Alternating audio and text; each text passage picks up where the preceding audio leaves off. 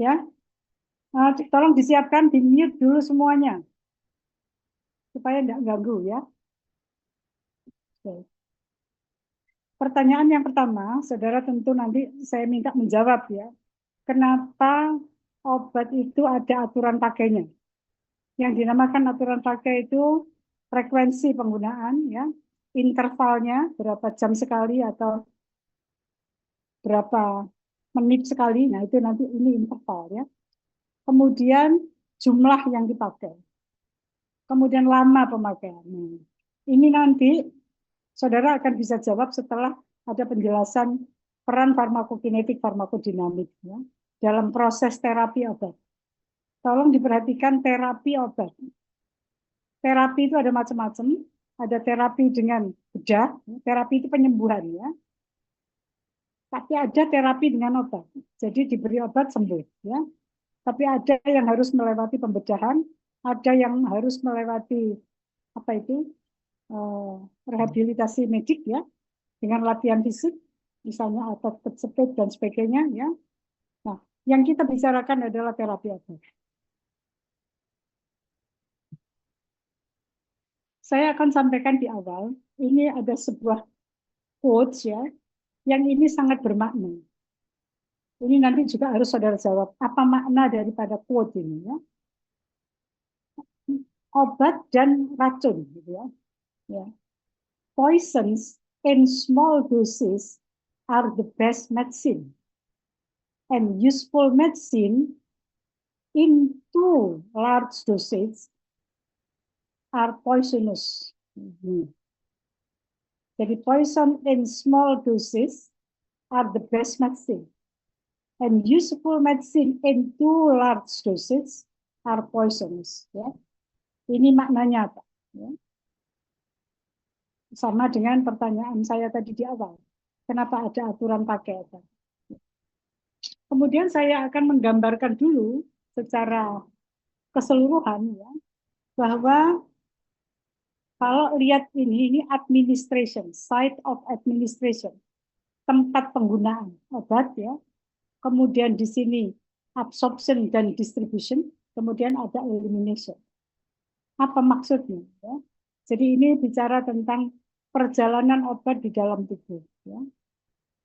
Kalau site of administration-nya oral, ini lewat mulut, ya, atau lewat dubur, ya, ini rektal, ya, masuk pada usus. Ya. Kemudian ada reaksi yang reversible, ya, bolak-balik bisa masuk plasma, jadi sirkulasi sistemik, ya, di sentral sirkulasi dalam tubuh. Ya. Kemudian juga ada dari usus, ada sistem portal masuk liver, kemudian di metabolisme, ya. Bahkan ada yang dari liver ada yang masuk pada empedu, ya. Ini juga ada metabolit yang memang masuk ke empedu, ya, diekspresikan lewat feses tentunya. Kalau ini ada metabolit yang diekspresikan lewat urin, ya. Ya, ini kalau usus ini ekspresinya langsung atau eliminasinya lewat feses. Untuk apa saudara mengetahui ini semua? Ya, itu ada kaitannya dengan bagaimana saudara nanti akan menjamin sebagai seorang farmasis. Farmasis itu bukan, jadi apoteker itu nama lainnya farmasis. Ya. Tapi karena nama apoteker ini seolah-olah melekat dengan apotek, seolah apoteker itu hanya bekerjanya di apotek. Ya. Apoteker itu general, nah ini termnya itu adalah farmasis. Ya. Jadi farmasis itu tidak hanya di pelayanan, ya, tapi saudara harus tahu bagaimana penggunaan obat ini tentu di pelayanan. Ini kalau percutaneous, lewat kulit ya, perkutan. Ini masuk kulit, akhirnya toh masuk plasma juga. Kalau intravenous, ini juga langsung pada pembuluh darah vena, langsung masuk plasma. Ya. Kemudian intramuskuler, dalam otot, ini muscle ya. Kemudian intratekal, ini di kepala, masuk cairan cerebrospinal ya. Cerebrospinal fluid. Kemudian inhalasi ini masuk di paru-paru. Semuanya masuk ke dalam plasma yang dinamakan ada fase absorpsi. Kemudian ini didistribusikan, ya, bisa ke plasenta, bisa ke fetus. Karena itu untuk ibu hamil obat-obat tertentu tidak boleh dipakai karena nanti akan membahayakan pertumbuhan janinnya. Kemudian eliminasi, dikeluarkan dari tubuh lewat apa? Kencing, ya, lewat feses, BAK, BAB, ya. Kemudian ini ASI atau lewat keringat, dan ini lewat nafas saudara, udara yang saudara keluarkan lewat hidung, ya. Karena ini kaitannya dengan paru-paru. Ini gambaran secara menyeluruh, ya. Nah, kemudian ada fase-fasenya yang dinamakan fase pharmaceutical, mulai obat digunakan, kemudian pecah sebagai apa? Pecah dari bentuk sediaan yang ada, kemudian setelah pecah dia larut. Ini fase farmaseutical. Kemudian ada fase farmakokinetik yang dinamakan perjalanan obat di dalam tubuh, yaitu ada absorpsi, ada distribusi, ada metabolisme, ada excretion atau elimination. Ya. Kemudian dalam proses distribusi ini ketemu tempat aksinya, tempat aksi obat. Kalau yang tadi tempat pemakaian obat, site of administration. Di sini site of action atau active site. Nah, begitu masuk pada active site, maka ini fasenya fase farmakodinamik yang akan memberikan efek farmakologi atau berkhasiat, ya. Sehingga bisa disebut ada efek terapi, ada efek toksik, ya. Sehingga quote yang pada slide yang kedua tadi, ini ada hubungannya dengan ini. Berarti obat ini bisa memberikan efek racun, ya, juga bisa memberikan efek terapi. Oke. Nah, di sini dikatakan ada dua pembagian kelas, ya. Ada interaksi antara obat dan tubuh, ya, karena obat itu kalau tidak dipakai ya tidak akan ada khasiatnya, ya kan? Obat itu mulai berkhasiat kalau dipakai. Ya.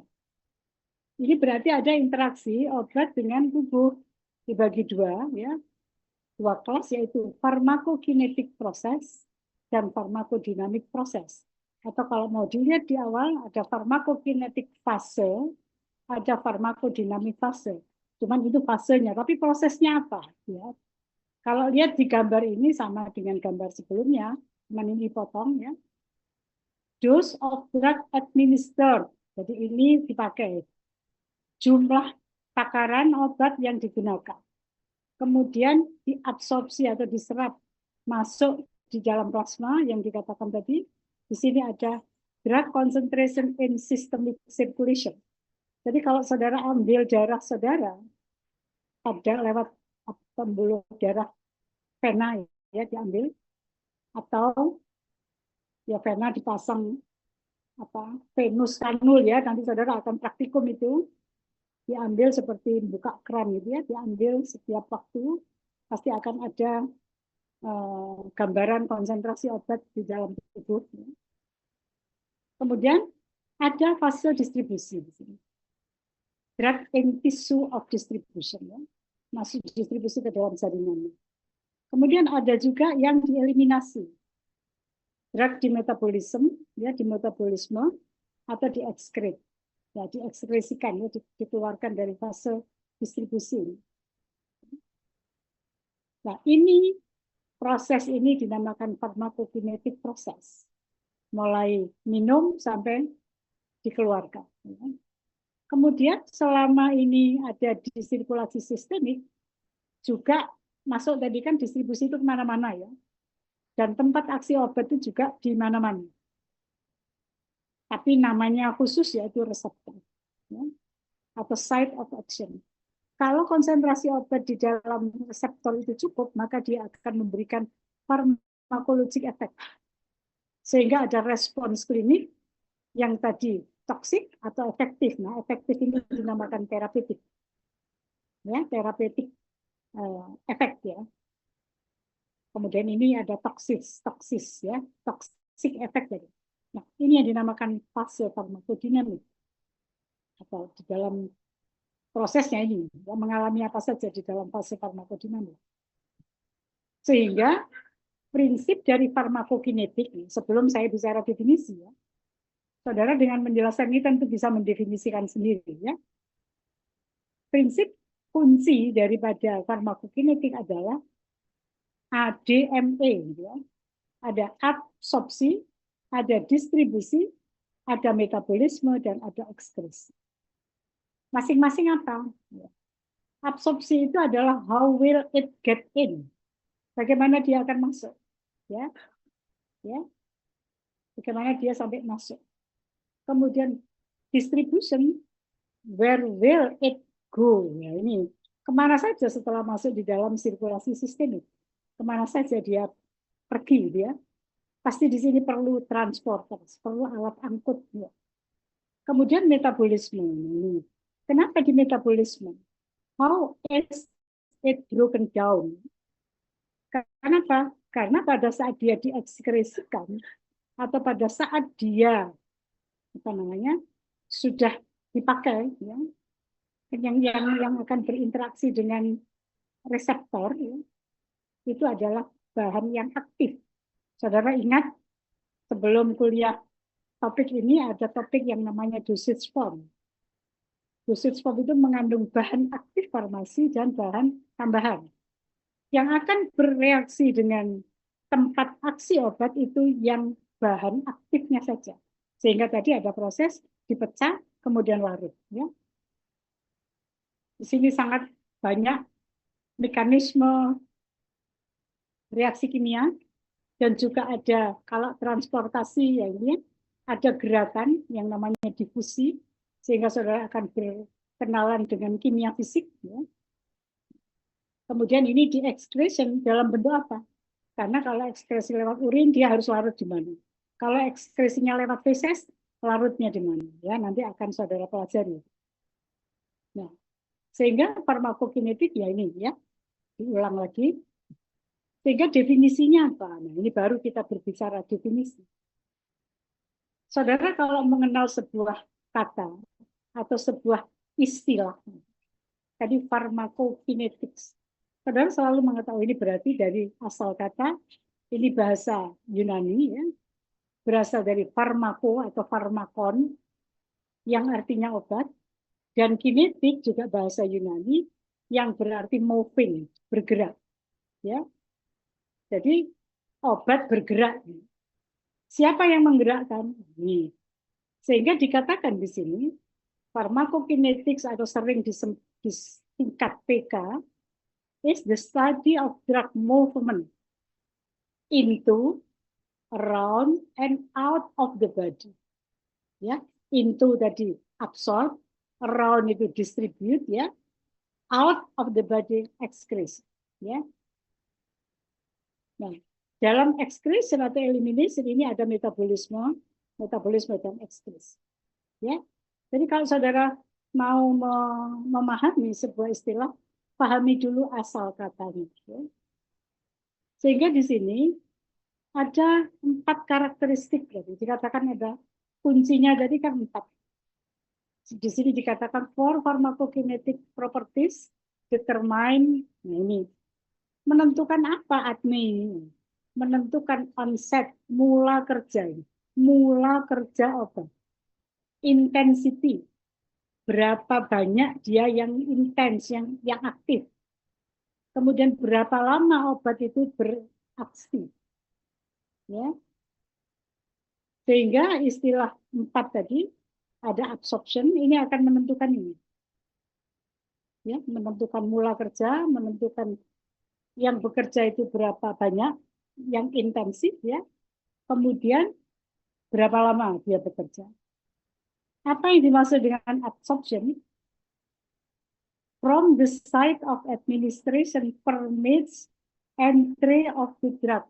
Ini diizinkan masuk. Ya.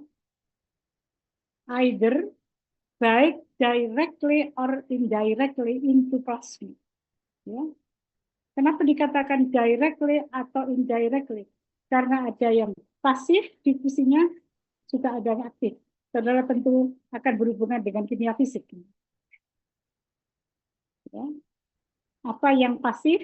Pasif itu pasti direct karena tidak perlu energi. Tapi indirect ini tentu perlu energi atau perlu carrier atau fasilitas. Ada yang memberikan kemudahan. Ya kan? Kemudian distribution. The drug may then reversibly leave the bloodstream and distribute into interstitial and intracellular fluid. Jadi ini obat kemudian secara reversible akan meninggalkan bloodstream atau sirkulasi sistemik, sirkulasi darah, untuk didistribusikan ke dalam cairan antar sel atau di dalam sel. Nah, tentu di dalam sel atau di luar sel itu tersedia ada reseptor di situ, tempat aksinya. Ya. Kemudian yang ketiga adalah metabolisme. Apa yang dikatakan metabolisme? The drug may be biotransformed, berubah ya, secara biologik ya. Ini memang karena terjadi di dalam tubuh, maka istilahnya transformasi biologik. Ya. By metabolism, by the liver or other tissue. Jadi metabolisme ini sama istilahnya dengan biotransformasi. Siapa yang melakukan organ liver atau tisu atau jaringan yang lain. Kemudian apa itu elimination? The drug and its metabolite are eliminated from the body in urine, bile, or feces. Pertanyaan saya sekarang, ya ini tadi pertanyaan yang pertama belum dijawab, nanti akan muncul pertanyaan berikutnya. Ya, ini nanti ya, pada saat saudara berbicara farmakokinetik, karena ada eliminasi, saudara mulai berpikir sekarang. Seandainya ada gangguan saudara tidak bisa BAB, tidak bisa BAK, apa yang terjadi? Nanti dijawab ya, ini ada kaitannya dengan kalau kita pas minum obat, kita memerlukan fungsi organ yang memang terkait dengan metabolisme, dengan absorpsi, distribusi, dan eliminasi. Ini mempersyaratkan fungsi organnya normal. Ya. Kalau saudara tidak bisa BAB, tidak bisa BAK, apa yang terjadi? Akan numpuk mestinya, ya, terakumulasi karena tidak bisa keluar. Ya. Sehingga di sini dikatakan pharmacokinetics, kalau tadi moving from, apa ini ya, ini study of drug movement into, around, and out of the body. Di sini dikatakan pharmacokinetics refers to what the body does to a drug. Ya. Jadi yang menggerakkan obat itu adalah tubuh. Lewat apa? Di dalam tubuh manusia itu semuanya bergerak, ya, dan pergerakannya lewat sebuah sistem yang sangat teratur. Sementara pharmacodynamics atau ya sementara bisa diartikan ya, sementara pharmacodynamic describe, menjelaskan atau menguraikan what the drug does to the body. Apa yang dilakukan obat terhadap tubuh. Yang tadi dikatakan di active site. Obatnya sekarang yang mempengaruhi atau menginfluence tubuh. Sedangkan farmakokinetik, tubuh yang menggerakkan obat dari tempat aksinya sampai dia diekskresi. Ya. Tentu ini ada rate-nya. Jadi ada apa? Laju, ada laju absorpsi, laju distribusi, laju metabolisme, dan laju ekskresi. Karena kenapa ada laju? Karena memang ini pergerakannya sangat sistematik, semua bersistem. Ya. Jadi pharmacokinetics it is a branch pharmacology. Jadi cabang dari farmakologi which deals ya yang berkaitan dengan absorpsi, distribusi, metabolisme, dan excretion. Hanya ini. tubuh menggerakkan itu. Atau sering dikatakan farmakokinetik it is a quantitative study, lebih dikatakan kuantitatif of drug movement in, through, and out of the body. Ini ada istilah kuantitatif. Saudara nanti pasti akan banyak hitungan di sini. Nah, ini lebih rinci lagi ya. Begitu absorpsi ya. Nah. Ini drug in dosage form. Ini obat dalam bentuk sediaan. Entah itu tablet, entah itu kapsul, entah itu larutan, entah itu obat apa namanya, patch ya, ditempelkan di kulit ya. Akan ada rilis. Ini pelepasan. Ya. Pelepasan obat dari dosage form. Pelepasan bahan aktifnya. Kemudian obat ada dalam larutan, masuk blood di sini. Ini yang dikatakan sirkulasi sistemik ya, atau bloodstream. Kemudian di sini ada istilah free drug, obat bebas ya, yang akan punya reaksi reversible ya, bisa bereaksi dengan site of action, bisa juga bereaksi dengan tempat atau jaringan penyimpanan. Tapi juga ada yang berikatan dengan protein. Ada juga yang mengalami biotransformation atau metabolisme, sehingga metabolit yang dihasilkan, hasil metabolisme atau hasil biotransformasi, akan langsung diekskresi. Mana ekskresinya? Urin, bile, feses, sweat, dan saliva. Ya. Saliva ini lidah, sweat ini keringat. Ya. Jadi inilah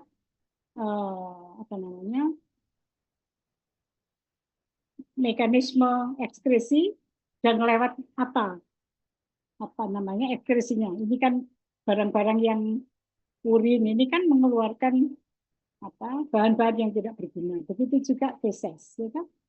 Begitu juga keringat termasuk saliva. Dan ini untuk.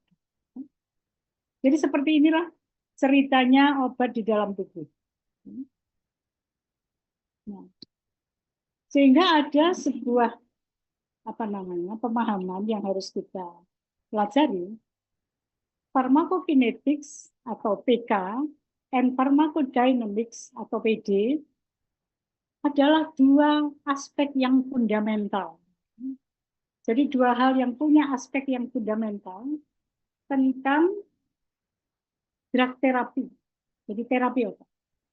Jadi farmakodinamik dan farmakokinetik ini sangat mendasar untuk timbulnya, untuk terjadinya terapi obat yang menerangkan bagaimana obat berinteraksi dengan tubuh. Tadi sudah dikatakan ya interaksinya.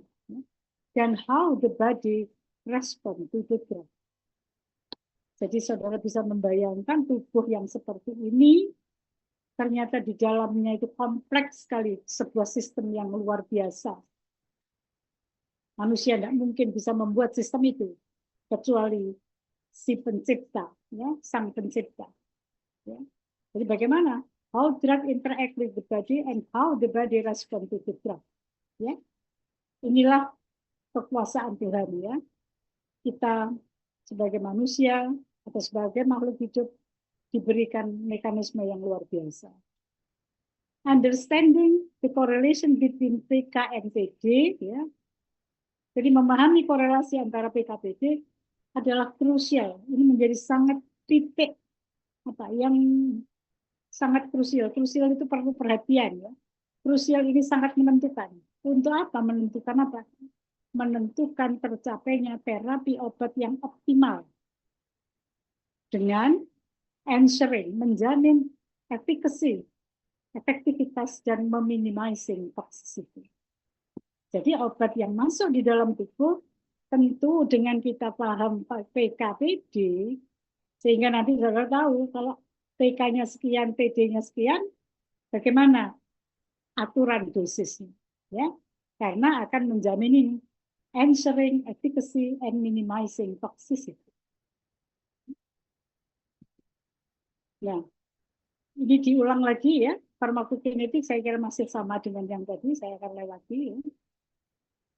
Kemudian bagaimana tubuh menggerakkan obat? Nah, di sini ada secara skematik digambarkan prosesnya seperti ini.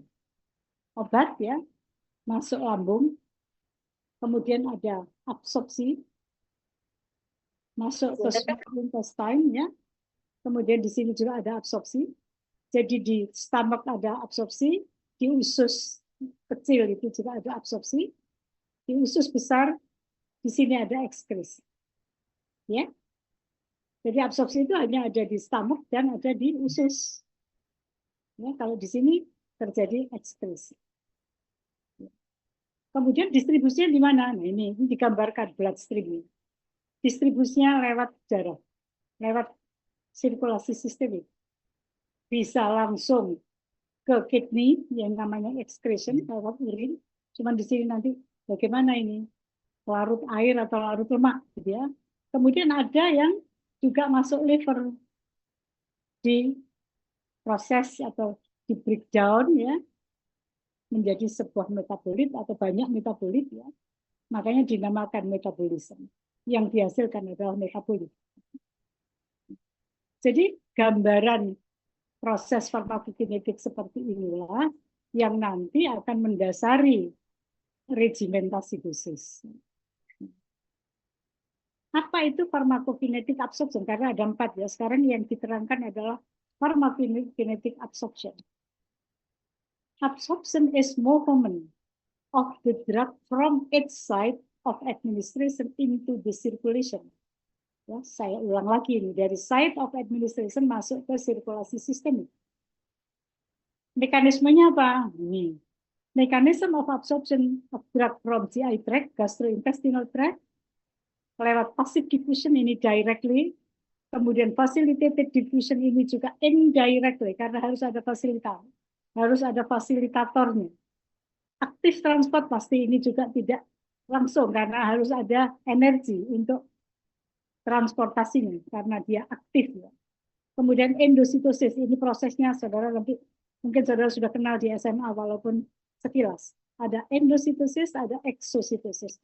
Bagaimana membran plasma itu bergerak untuk mencaplok ya istilahnya ya, apa namanya, partikel ataupun senyawa aktif obat yang masuk. Ya. Nah, ini kalau dilihat passive diffusion, facilitated diffusion, active transport, dan endositosis ini ya. Saudara akan belajar ini nanti. Saya tidak akan menerangkan di sini banyak. Ya. Saya cuma memberikan gambaran, ini passive diffusion. Passive diffusion of water-soluble drug. Obat yang larut dalam air melalui sebuah channel atau saluran aqueous atau pori. Ya. Passive diffusion of lipid soluble, kan ada yang larut lemak, drug dissolve ya, in a membrane. Jadi larut di membran, kemudian masuk.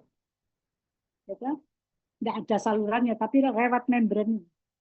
Kemudian baru masuk di dalam cairan sel. Ya. Tapi facilitated diffusion, ini ada transporternya, ada fasilitatornya, alat angkutnya.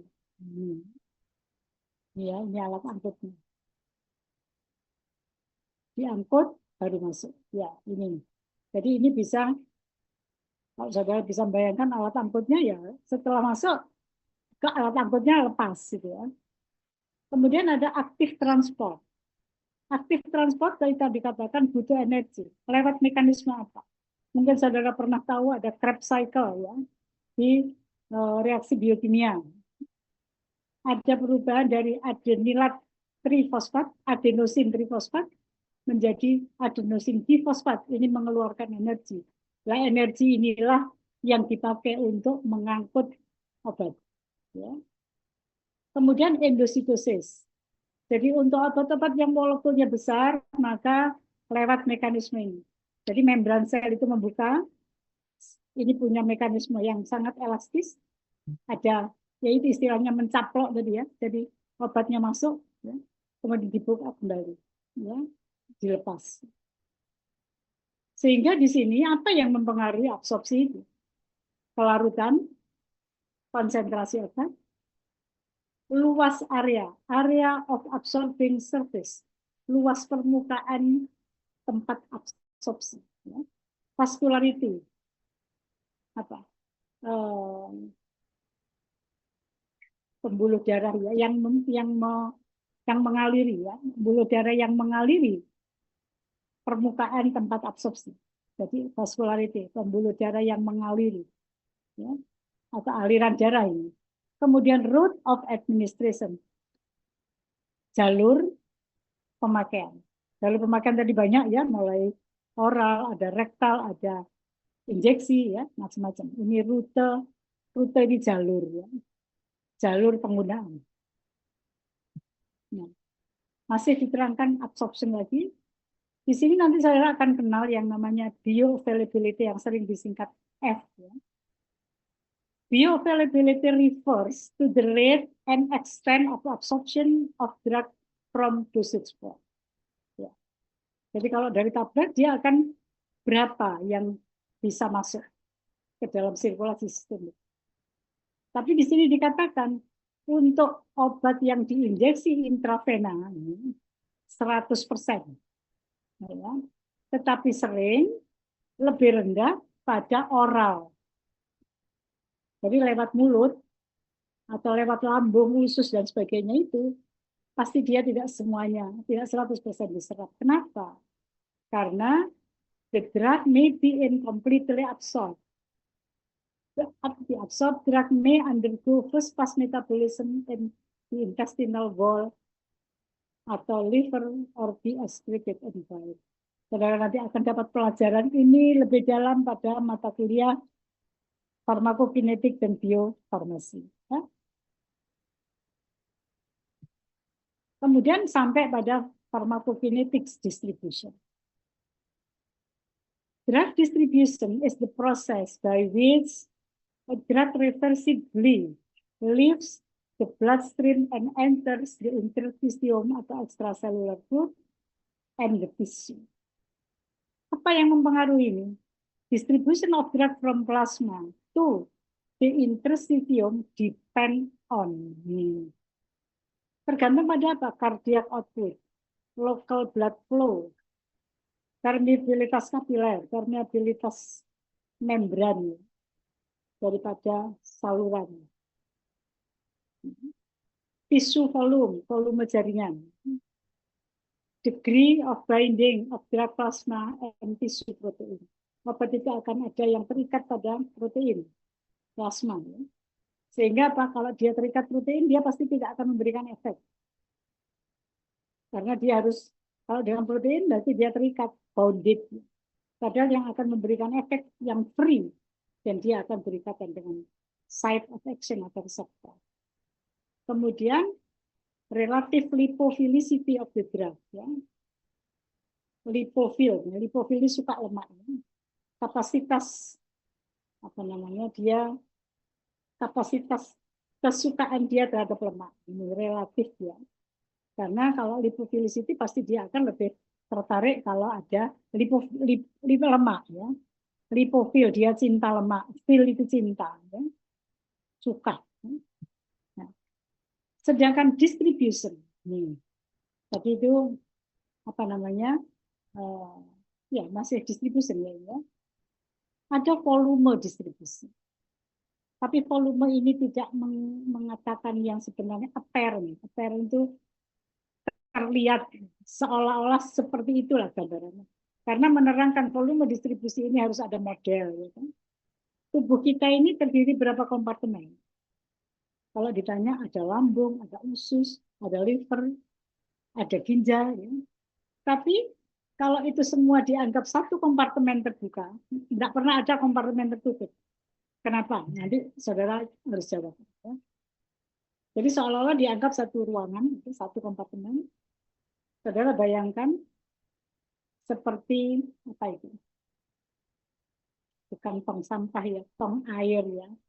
Katakan kalau ini silinder ya, silinder yang bawahnya tertutup, terbuka atasnya. Kemudian dibuka ada kerannya untuk membuka mengeluarkan. Nah inilah yang namanya kompartemen satu terbuka, ya kan? Jadi dianggap liver dan sebagainya itu sudah homogen semuanya, itu semua dianggap volume, sehingga dinamakan apparent. Ini seolah-olah volume of distribution adalah the apparent volume of distribution yang dinamakan volume distribusi, singkatannya VD, is defined as the fluid volume that is required to contain the entire drug in the body at the same concentration measured in plasma. Ya, di sini rumusnya volume distribusi adalah jumlah obat di dalam tubuh dibagi C0, konsentrasi plasma pada saat zero. Ya. Jadi kalau saudara nanti praktikum itu misalnya pada hewan, pada kelinci atau pada tikus, begitu diinjeksikan atau begitu diberikan oral, pada saat diberikan diambil dulu C0, ya kan? Kadar obat pada saat 0 itu berapa?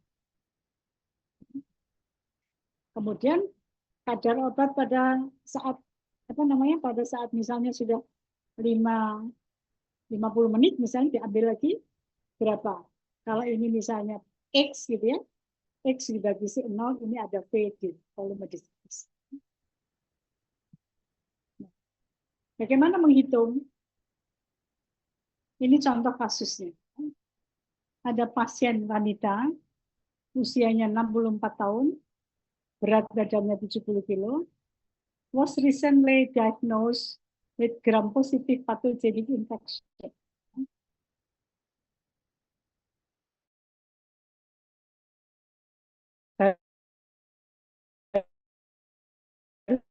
Baru saja diagnosa 2 mg vancomycin as an IV loading dose. Jadi diberikan injeksi intravena sekaligus. Ya. The peak plasma concentration of vancomycin was reported. Nah, peak plasma berarti kan mulai 0 diambil kemudian sampai nggak tahu intervalnya 1 jam atau setengah jam, sampai kalau setiap kali diukur ada kadar, ternyata peaknya, sepuncaknya ternyata dilaporkan ada 28,5 mg per liter. Berarti saudara hitung. Dan ini melakukan penetapan kadar. Saudara nanti akan praktikum. Mengambil sampel darah, kemudian diukur. Ya. Nah, berapa volume distribusinya? Tinggal hitung. Amount of drug atau plasma concentration. Ya. Amount of drug dibagi konsentrasi plasma. Ini jumlahnya yang diminum 2000 mg. Yang diketemukan pada saat puncak, ini paling tinggi kadarnya 28,5. Sehingga volume distribusinya berapa? Ya ini, 70,2 liter untuk 70 kilo. Berarti apa volume distribusinya? 1 liter per kilo. Ya. Jadi ini terlihat bahwa volume distribusinya 70 liter.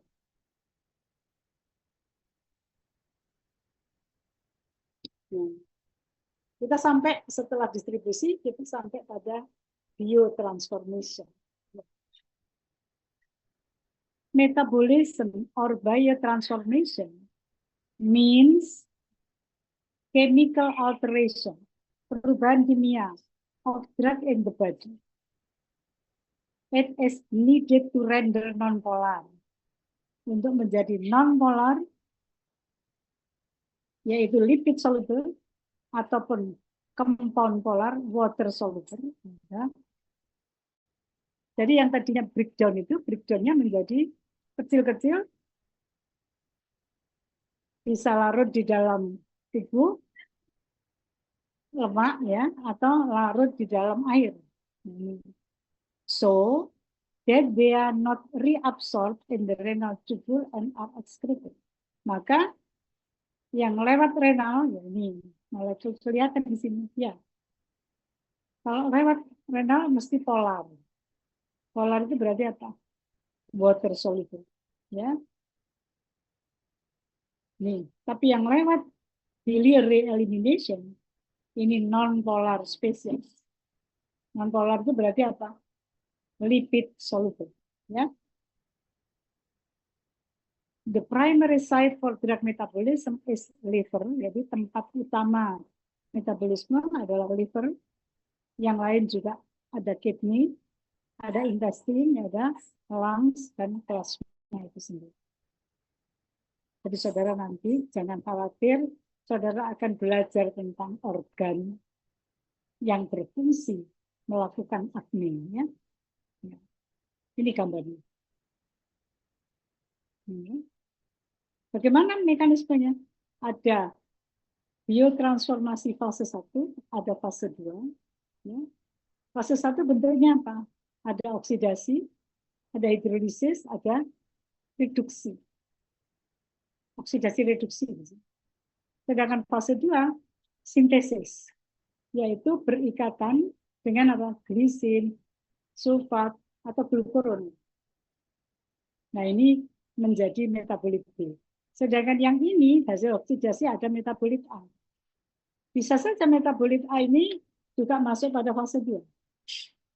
Tetapi metabolit B bisa langsung diekskresi, atau ada metabolit C yang masih ini metabolit yang juga harus dijadikan water soluble. Yang penting breakdown-nya itu harus bisa menjadi senyawa yang polar ataupun non-polar sehingga memasuki jalur ekskresi yang beda-beda. Ya, bisa urin atau bau. Sekarang setelah diterangkan seperti itu,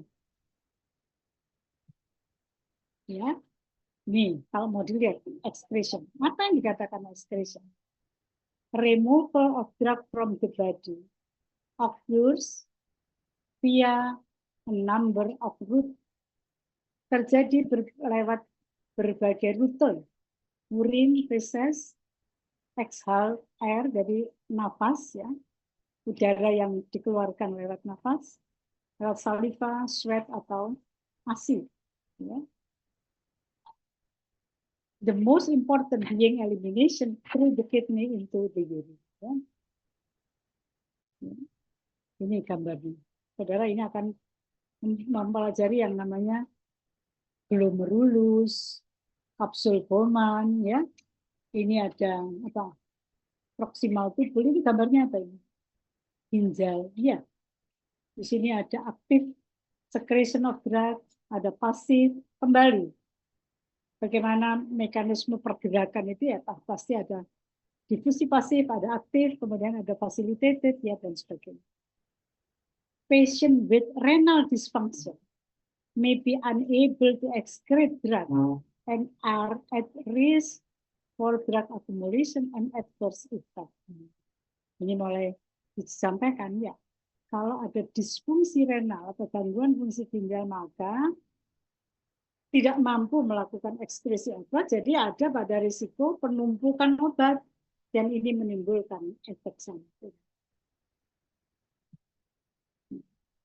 Nah, kalau farmakokinetik ini sama dengan kinetik dari eliminasi, sama ya, ini diterangkan. Cuman ini ditambahi clearance. The clearance of drug is the theoretical volume of plasma from which the drug is completely removed in unit time. It can be calculated as, nah ini caranya menghitung, rate of elimination dibagi C. C itu apa? Plasma concentration. Selalu kadar dalam plasma menjadi penentu, ya, pembagian. Oke, sehingga ini mulai ada. Menghitungnya gimana? Kita punya berbagai apa namanya order reaksi, ya. Ada first order kinetik, ada zero order kinetik, ya. Nah, saudara pasti mendapat ini, tidak tahu di kimia dulu, atau nanti kalau memang sekarang belum, kimia fisik pasti ada, atau nanti fisika farmasi, ya. First order kinetic, the rate of elimination is directly proportional to the drug concentration. Jadi ini linear, ya. Sedangkan zero order kinetic, the rate of elimination remains, ya, constant irrespective of drug concentration. Jadi juga linear seperti first order.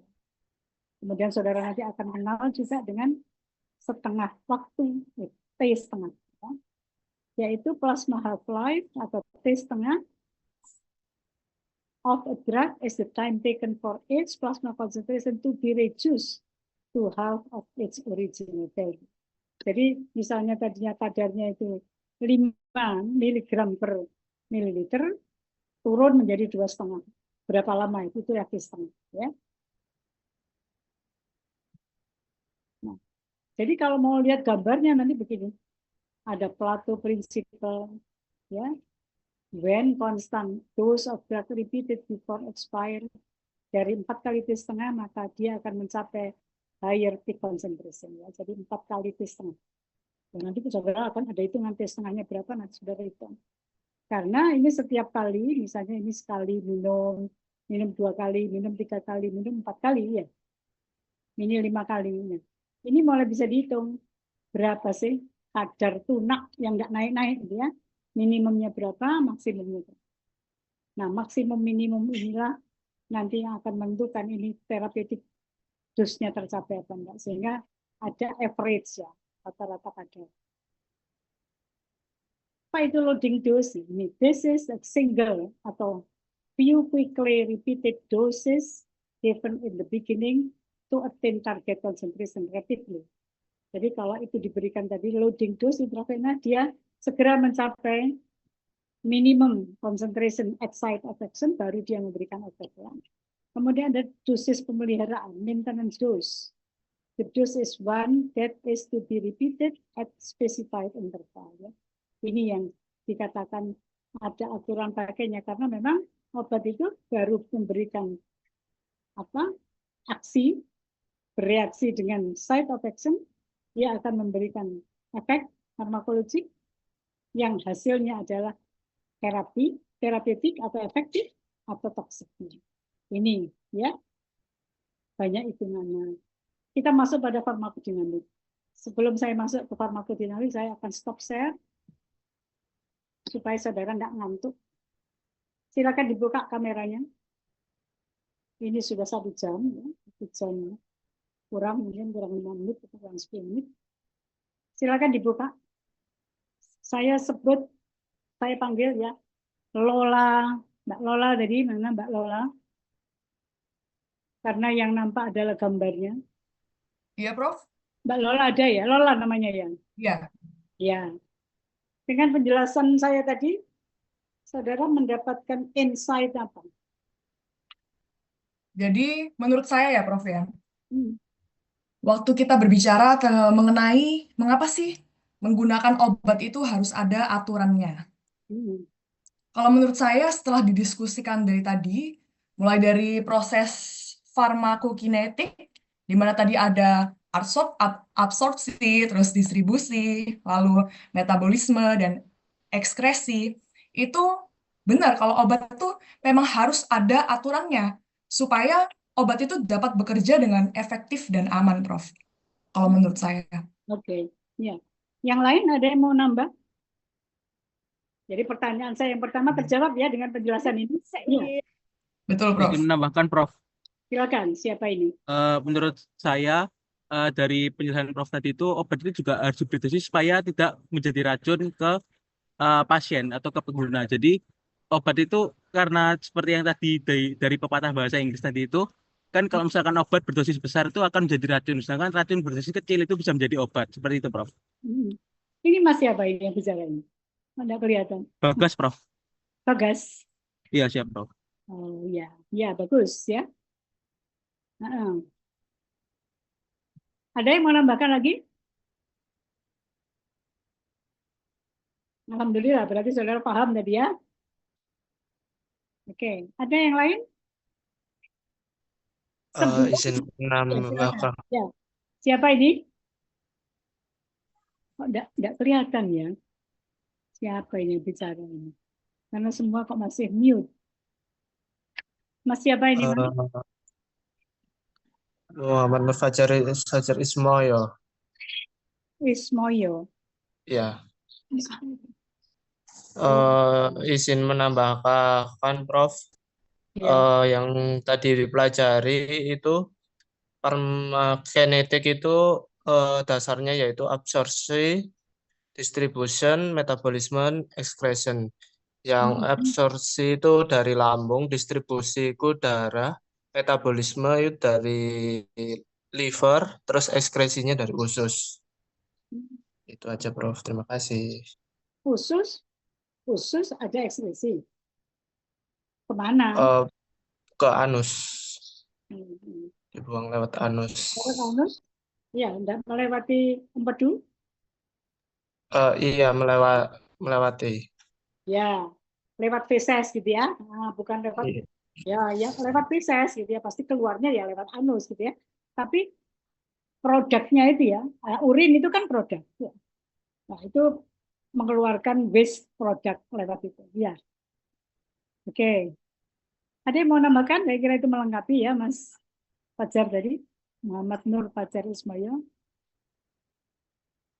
Saya bertanya pada saudara sekarang. Ya. Tadi sudah terjawab pertanyaan yang di awal saya katakan. Sebelum saudara mendapatkan penjelasan ini, yang ada di benak saudara tentang obat, pernahkah saudara bertanya, kenapa sih obat ini harus dipakai? Dengan bermacam-macam cara pemakaian dan bermacam-macam rute pemberian atau rute pemakaian. Ada pikiran itu? Ada pertanyaan itu terbersit pada saudara?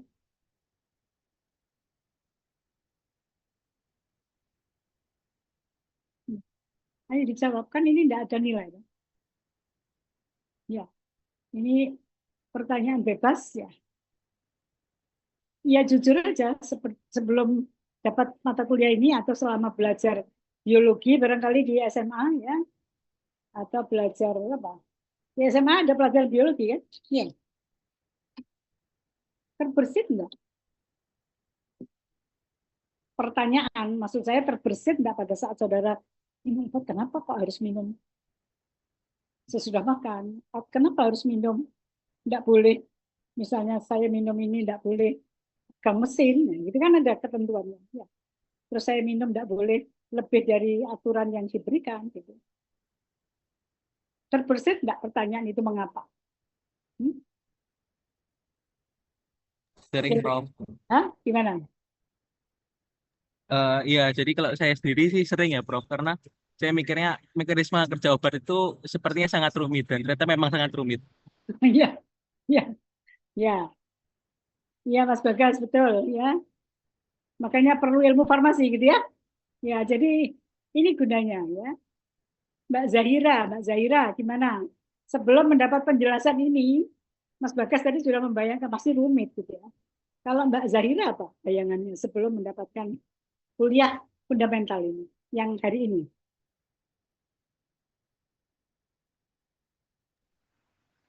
Sama seperti Bagas sih, Prof. Mungkin kinerja obat itu kan rumit, jadi perlu perlu pelajaran khusus untuk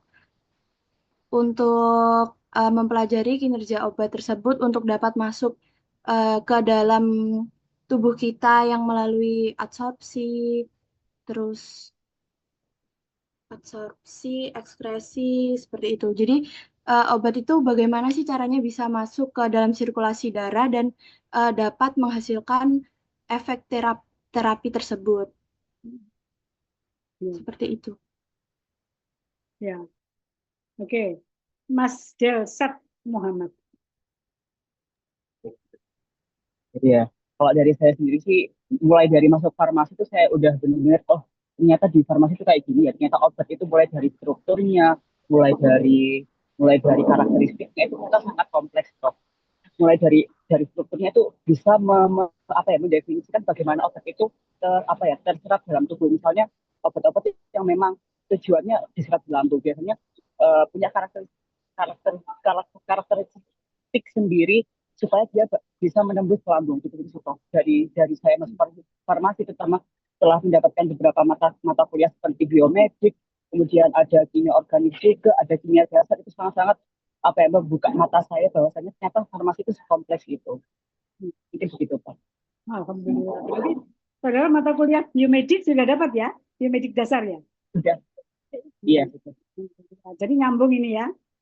dengan Iya. biomedik ya. Oke, kalau gitu saya akan lanjut farmakodinamik ya. Ini kinetik tadi ya. Sekarang kita lanjut dengan farmakodinamik. Nah, apa itu farmakodinamik? Kalau dilihat dari asal katanya sama-sama farmakon, yang satu kinetik, yang satu dinamik. Artinya sama-sama gerak, kan gitu ya. Dinamik itu juga bergerak, tidak statis. Kalau kinetik tadi yang menggerakkan adalah tubuh, ya. Bagaimana obat itu digerakkan oleh tubuh sehingga jalan, mulai dari tempat minumnya atau tempat digunakan sampai dia dikeluarkan. Ya. Kemudian farmakodinamik describe what the drug does to the body. Jadi yang bergerak siapa ini? Obatnya. Ya, obatnya yang bergerak begitu bereaksi dengan site of action, bagaimana merubah tubuh tadi ya. Di sini dikatakan ada drug action. It is the initial combination of drug with its receptor tadi yang saya katakan ya, resulting in a conformational change. Ya, perubahan konformasional ya, merubah bentuk ya. In the latter di akhirnya in case bisa agonis ya, mendukung ya, atau prevention of conformational change through exclusion of agonis atau antagonis ya. Jadi bisa dia mendukung atau dia bisa menghambat ya. Kemudian ini aksinya ya. Kemudian efeknya apa? Apa yang dikatakan drug effect? It is the ultimate change ya, ini in biological function brought about as a consequence of drug action. Jadi konsekuensi dari agonis antagonis tadi melalui through a series of intermediate steps. Nah, jadi ada perubahan-perubahan bertahap ya. Prosesnya ini dinamakan transducer. Jadi perubahannya merubah obat itu merubah apa ya, kondisi tubuh, misalnya tadi yang tadinya panas, misalnya temperaturnya panas menjadi tidak panas, pasti bertahap ini. Through a series of intermediate steps yang dinamakan transducer mechanism. Ya. Nah, makanya dinamakan pharmacodynamic is transducer mechanism. Drugs act, jadi drug beraksi sebagai sinyal, and the receptor act as sinyal detector. Jadi reseptornya itu menjadi detektor daripada sinyal. Kenapa dia bisa seperti itu? Ya karena memang reseptor itu diberi alarm gitu ya. Siapa yang memberi? Sang Maha Pencipta ya. Receptors belong to one superfamily of receptor. Jadi inilah macamnya ya.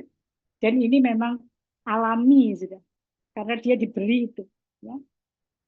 G protein couple receptor disingkat ini, ion channel receptor, transmembrane enzyme linkage receptor, transmembrane Jack and stud binding receptor, receptor regulating gene expression ya, transcription factor nuclear receptor. Jadi ini saudara nanti akan dapat pelajaran masing-masing apa ini. Saya tidak akan menjelaskan di sini ya. Saya akan sekilas saja supaya saudara sudah tahu oh arahnya seperti itu. Ya. Kemudian apa fungsi reseptor? Masih berbicara mekanisme.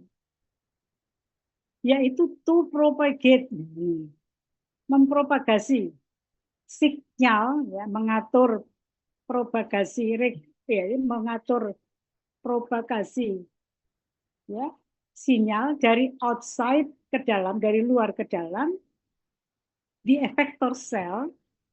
When the molecular species carrying the signal cannot itself penetrate the cell membrane. Jadi betul-betul sinyal ini ditangkap ya, kalau tadi dikatakan obat itu sebagai sinyal, ya.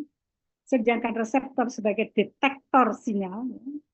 Sehingga dia yang akan membawa mempenetrasi ya, masuk ke dalam membran. Ya. Kemudian apa tugasnya? Membesarkan sinyal, amplify the signal. To integrate various extracellular and intracellular regulatory signal, ya, mengintegrasikan. Saudara bisa bayangkan seperti apa ini? Seperti listrik, ya, dah. Ya, kalau ini dimasukkan di stop kontak, maka akan terjadi reaksi, ya, dah.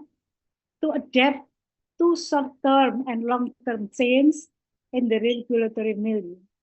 Jadi akan merubah baik short-term atau long-term, ada yang mengatur lingkungan, ya. Yang tujuannya adalah memaintain homeostasis. Saudara tahu homeostasis ini ada apa? Ini adalah defense mechanism. Jadi tubuh ini diberi mekanisme bertahan yang namanya homeostasis, selalu dalam keseimbangan. Ya.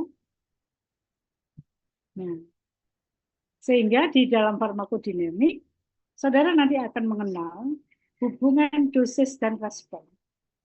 When a drug is administered systemically, the dose-response relationship has two components. Yang pertama, ada dua komponennya, dose plasma concentration relationship. Kemudian yang kedua, plasma concentration versus response. Jadi kurvanya ada kurva kadar plasma versus dosis, ya.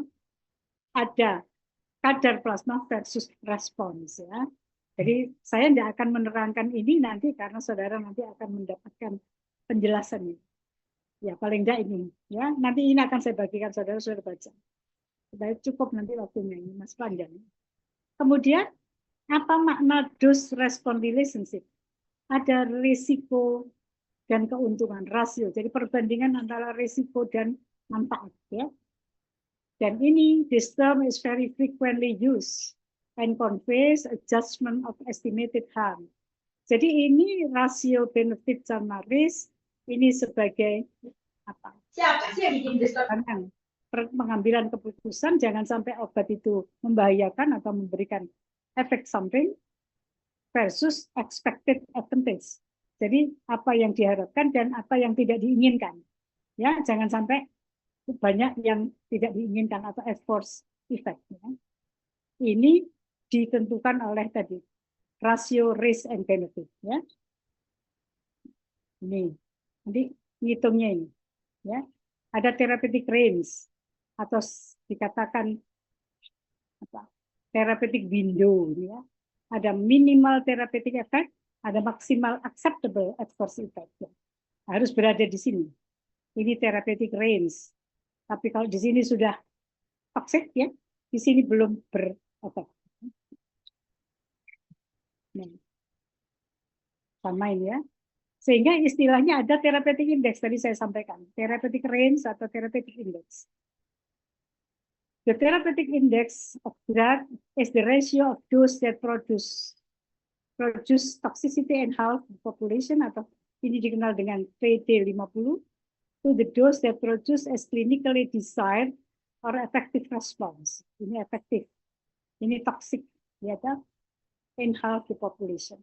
Sehingga therapeutic index itu sama dengan TD50 dibagi ED50. Jadi ini hitungannya saudara akan dapat. Itulah istilah-istilah yang akan dikenal pada farmakodinamik. Kemudian ada combined effect of drug. Jadi kalau ada dua atau lebih obat diberikan simultaneously bersama-sama, ya, or in quick succession, jadi bersamaan atau waktunya pendek sekali, ya hampir bersamaan, they may be either indifferent to each other or exhibit sinergism atau antagonis, ya. Sehingga sering dikatakan ini jangan diminum bersama-sama ya, nanti ini dipisah selang waktu 2 jam misalnya, ya, karena takut ada ini, ya. Kalau sinergisme ini pasti akan apa? Efeknya makin tinggi dan bisa apa? Melewati maksimal, ya. Tapi ada juga antagonis, bisa tidak berefek. Ini dikatakan antagonisme adalah negative interaction, sinergisme positive interaction atau potensiasi. Nah, kalau potensiasi ya kalau tidak lewat, ya kan? Kemudian ada zero interaction, yang diharapkan adalah zero interaction. Effect addition of individual component, ya. Jadi ini harapannya kan tidak ada interaksi, tapi beberapa obat mengalami interaksi. Nah, itulah yang membutuhkan penjelasan bagaimana mengatur apa frekuensi penggunaan. Ya. Kemudian kalau mau dilihat perbedaannya atau menekankan pada apa farmakokinetik, sedangkan farmakodinamik apa?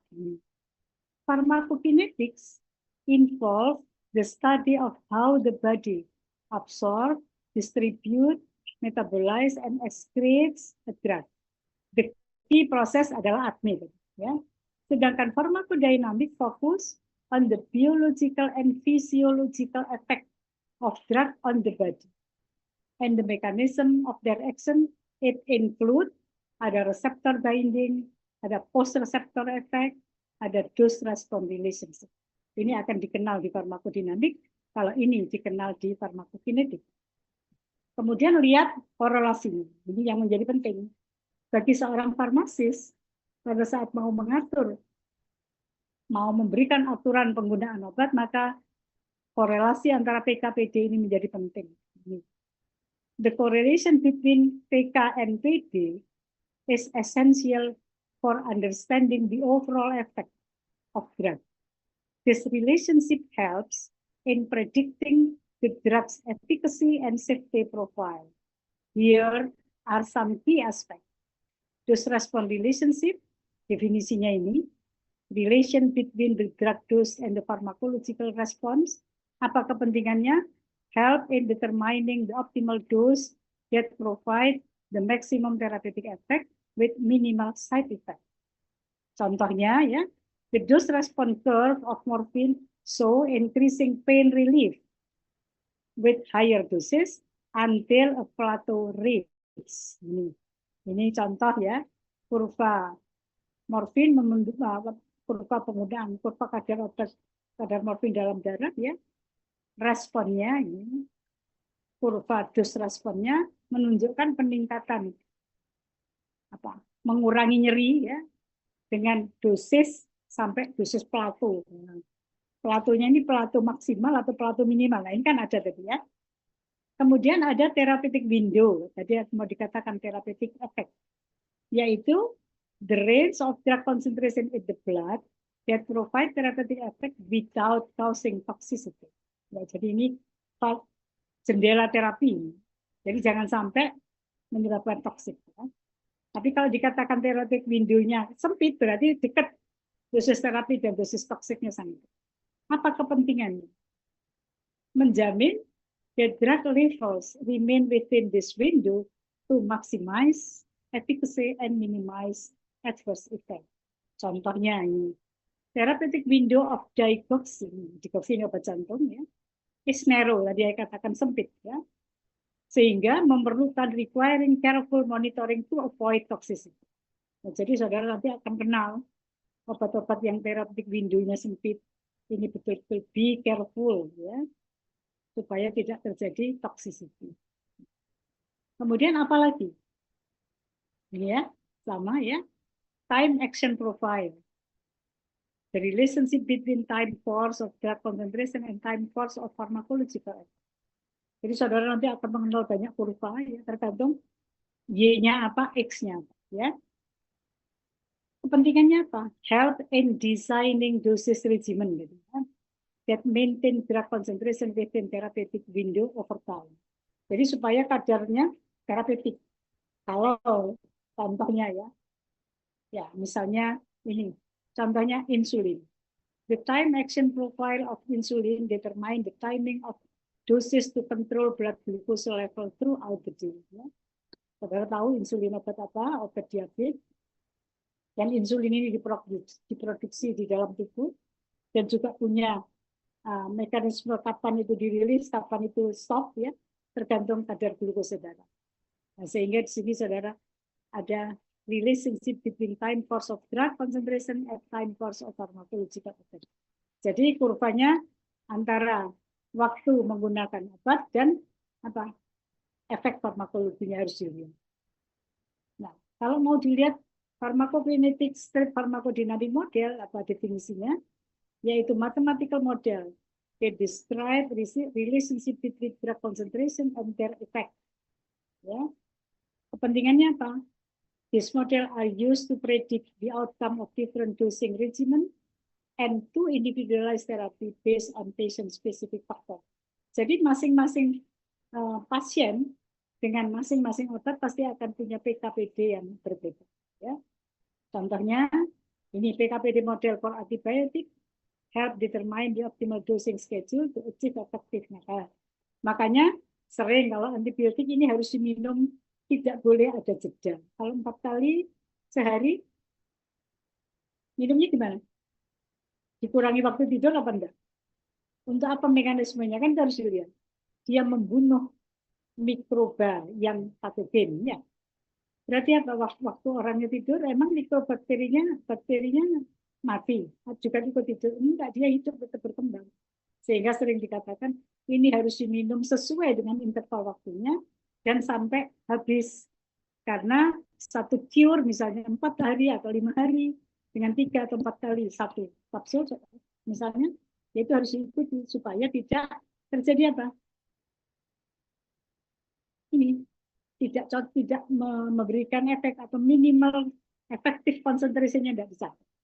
Sehingga apa? Bisa resisten. Ya.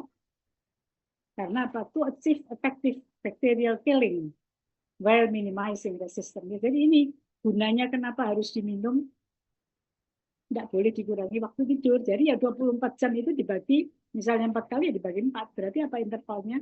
Setiap 6 jam. Nah, aplikasinya apa? Ya, PKPD tadi. Yaitu optimizing dosage regimen, individualizing therapy, managing drug interaction, predicting therapeutic outcome. Ini semua nanti yang akan saudara terapkan pada saat saudara praktek bersama-sama tim kesehatan yang lain, dokter dan perawat. Kalau saudara punya pemahaman yang bagus tentang farmakokinetik, farmakodinamik, maka saudara akan punya kemampuan, punya rasa percaya diri untuk menunjukkan kenapa ini regimentasi obat seperti ini. Ya. Sehingga kesimpulannya, understanding the correlation between pharmacokinetics and pharmacodynamics is crucial for optimizing drug therapy. It helps in designing effective dosing regimen, individualizing treatment, managing drug interaction, and predicting therapeutic outcome. By integrating PK/PD principle, healthcare provider, apoteker itu kan healthcare provider, can ensure the patient receive the most effective and safe drug therapy. Jadi saudara tidak usah takut menjamin efektif dan safe, karena saudara punya ilmu yang namanya farmakokinetik dan farmakodinamik. Dan ini pengantarnya aja loh ya. Mudah-mudahan pengantar ini sudah memberikan saudara apa? Gambaran untuk penasaran belajar. Ya. Penasaran atau gimana? Pertanyaan saya tolong dijawab Mas Bakti. Nah, coba Mas Bakti kira-kira makin penasaran belajar atau apa? Penasaran jadi apoteker? Mohon maaf Prof, bisa diulang tadi suaranya agak nyandek Oh di saya. ya. Setelah mendapat penjelasan farmakokinetik sekilas, farmakodinamik sekilas, belum masuk ke dalam loh ya. Saudara penasaran untuk makin mempelajari? Oh, nggih, tentunya sangat penasaran nggih, Prof, karena Sangat ternyata penasaran. dari dua materi ini, farmakokinetik dan farmakodinamik itu ternyata sangat luas dan insightful bagi saya sendiri. Saya jadi lumayan mengetahui bagaimana obat itu diekspresikan, kemudian bagaimana obat itu juga apa ya istilahnya, seperti dimetabolismekan dalam tubuh, kemudian bagaimana korelasinya antara farmakokinetik dan farmakodinamik, dan banyak sekali sih, Prof. Mungkin yang bisa saya berikan. Penasarannya disebabkan karena apa? Saudara ingin jadi apoteker yang keren gitu ya, yang Iya, amin. bermanfaat gitu ya. Amin, amin. Ya Prof. Nah, jadi prakteknya itu percaya diri gitu ya. Begitu Mas Akmal. Mas Akmal kok mandu-mandu. Setuju, Prof. Ya, ya harapannya kan saudara apoteker masa depan yang harus lebih keren dari apoteker masa lalu, ya, ya, karena pelajarannya sudah lebih lengkap dan apa alat peraga menjelaskan ini lebih bagus, ya, lebih bisa diterima, lebih mudah diterima. Ya, Mbak Clarissa. Nah, Mbak Clarissa gimana Mbak Clarissa?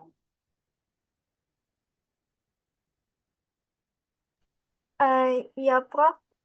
Jadi saya juga jadi tertarik untuk belajar makro lebih dalam karena ini kan juga tentang obat, jadi bisa mengedukasi diri saya sendiri, mengedukasi orang lain, terutama keluarga. Kemudian juga pengen jadi apoteker yang bisa dihandalkan di masyarakat. Terus ya, saya tunggu ya. Nanti buktinya saya tunggu ya ini. Ya, oh, mudah-mudahan ya ini semua bersemangat belajar ya. Mbak Hana gimana Mbak Hana? Mbak Hana Fauzia. Tentunya setelah saya mempelajari ini tuh jadi ngerti gitu, Agak Prof. keras Mbak. Oh, sebentar. Apakah sudah terdengar?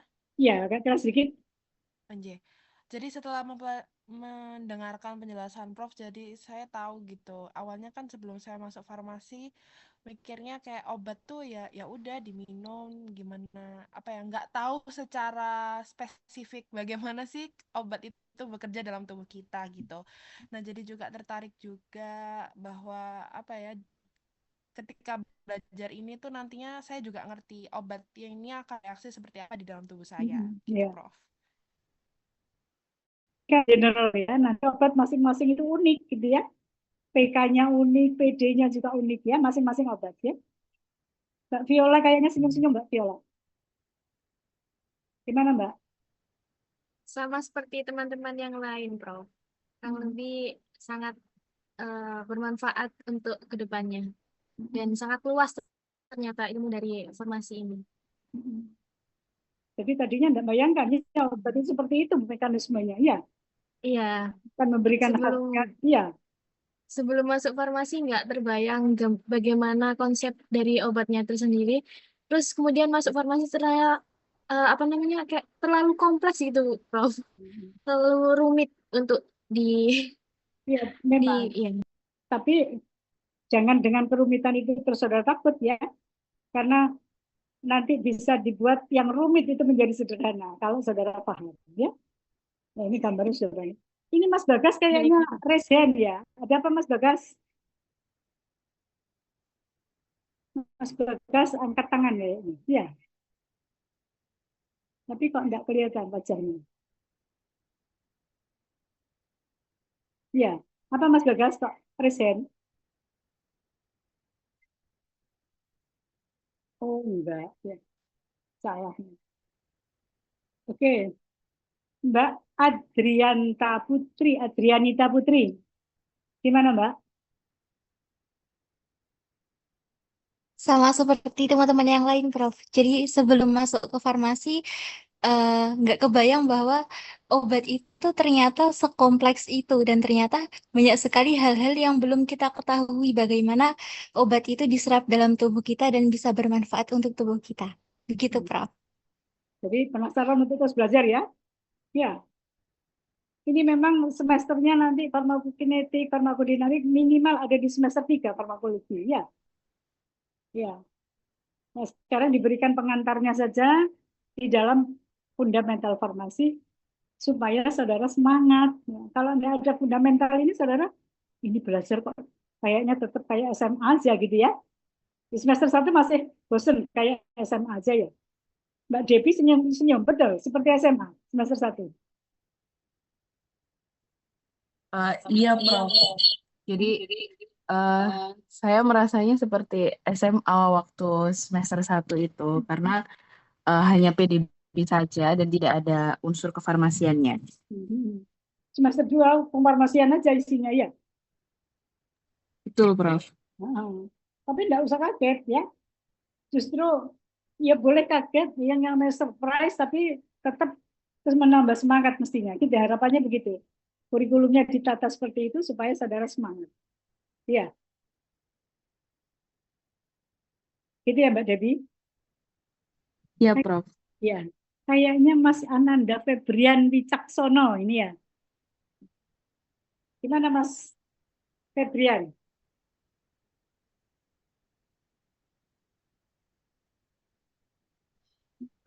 Kalau menurut saya sendiri itu semester 2 ini memang seperti SMA. Jadi kita itu mengulang materi-materi dan Semester menurut 1 saya apa semester 2? semester 2. Tuh, 2 masih seperti SMA. Ya, karena kayak masih ada kimia dasar, terus kimia organik yang materi SMA itu hidrokarbon. Tetapi menurut saya sendiri itu ada tantangannya, yaitu kayak tugas-tugas dan labrak-labrak yang menurut saya itu benar-benar kita dituntut untuk menjadi mahasiswa. Itu menurut saya. Begitu. Terima Kalau kasih. begitu ketemu fundamental farmasi, Kalau fundamental farmasi itu kan ada unsurnya fun. Nah, itu menurut saya paling seru, Bro. untuk unsur apa? Ada unsur apa? Fun atau fun. Oh, fun, ya. Oh, jadi fun ya mata kuliah ini ya. Ya, benar, Alhamdulillah, Bro. benar fun ya. Kalau fun berarti saudara nanti akan senang belajar ya. Oke, ada pertanyaan lain? Saya senang melihat semangat saudara ya walaupun ini lewat Zoom ya. Ini indikator bahwa saudara punya semangat belajar yang bagus dan ini dipertahankan ya. Supaya saudara menempuh kurikulum ini dengan baik dan benar dan resultnya adalah saudara tepat waktu. Itu harapannya. Jadi nanti kapan saudara akan mengalami wisuda dan kemudian penyumpahan apoteker, nah ini harus mulai di planning ya. Saudara tidak boleh molor ya. Mulai ditata karena saudara sudah mengatakan paling tidak ada mata kuliah yang fun. Mudah-mudahan mata kuliah yang lain juga fun ya. Ya. Insya Allah semua mata kuliah akan disajikan supaya saudara fun ya. Oke, kalau tidak ada pertanyaan, saya menyimpulkan bahwa saudara paham apa yang sudah saya terangkan. Mudah-mudahan menambah semangat saudara untuk belajar dan memberikan insight yang lebih bagi saudara. Dan yang penting hari ini kita mendapatkan ilmu yang bermanfaat, baik saudara ataupun saya sendiri ya. Sampai ketemu. Assalamualaikum warahmatullahi wabarakatuh.